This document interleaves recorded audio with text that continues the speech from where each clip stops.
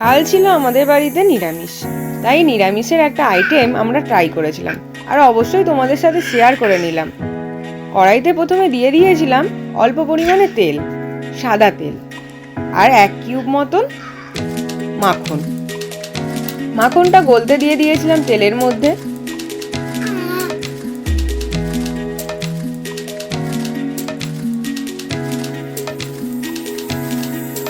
মাখনটা গলতে দিয়ে দিয়েছিলাম, গলে যাওয়ার পরে কড়াইতে দিয়ে দিলাম আদা কুচি। একটা খুব সুন্দর ফ্লেভারের গন্ধ এসেছিল মাখনটা যখন তেলের মধ্যে গলেছিল। তারপর দিয়ে দিয়েছিলাম কেটে রাখা লঙ্কা কুচি। ভালো করে এবার তিনটেকে মিক্সড করে নিয়েছিলাম। করে নেওয়ার পরে দিয়ে দিয়েছিলাম বেসন। বেসনটার কাঁচা গন্ধটা যাতে কেটে যায় তাই জন্য ভালো করে মিক্সড করে নিয়েছিলাম আমরা। দেখো একটা হলুদ মতন ভাব এসে গেছিল বেসনটা যখন ভালোভাবে ভাজা হয়ে যাচ্ছিল। যখন হয়ে যাওয়ার পরে আমরা দিয়ে দিয়েছিলাম কেটে রাখা টমেটো কুচি। টমেটোটা যাতে তাড়াতাড়ি গলে যায় তাই দিয়ে দিয়েছিলাম আমরা সামান্য পরিমাণে নুন। টমেটো সেদ্ধ হয় খুব তাড়াতাড়ি নুন দিয়ে দিলে। ভালো করে সেদ্ধ হয়ে যায় যখন যাবে, মানে নরম টাইপ একদম হয়ে যাবে টমেটোটা, তারপরেই আমরা দেব কেটে রাখা ক্যাপসিকাম।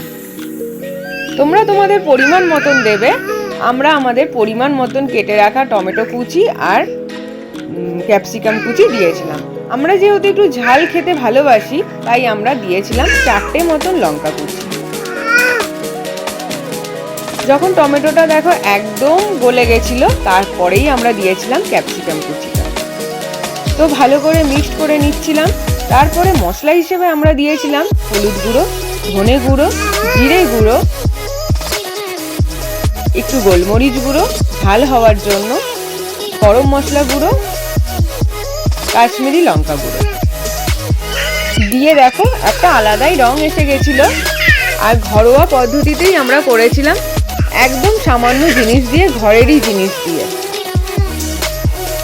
আর আমরা জল হিসাবে কিন্তু বাইরের কোনো জল বা গরম জল ইউজ করিনি। আমরা যে ছানার যে জলটা ছিল সেই জলটা দিয়েই আমরা রান্না করেছিলাম।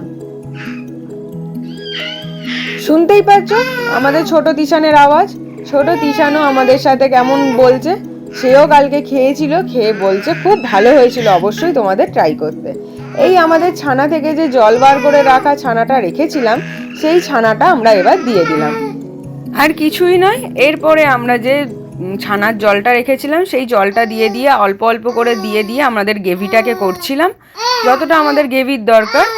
করে নেওয়ার পরে আমরা দিয়ে দিয়েছিলাম নামানোর আগে গরম মশলা গুঁড়ো আর 1 কিউব রাখা মাখন। তো আমাদের তো খুব ভালো লেগেছিল। নিরামিষ দিনে এই আইটেমটা তো রুটির সাথে ভালো জমেই যাবে। তোমরাও কিন্তু ট্রাই করে আমাদের জানিও। এই ছিল আমাদের রান্না। টাটা।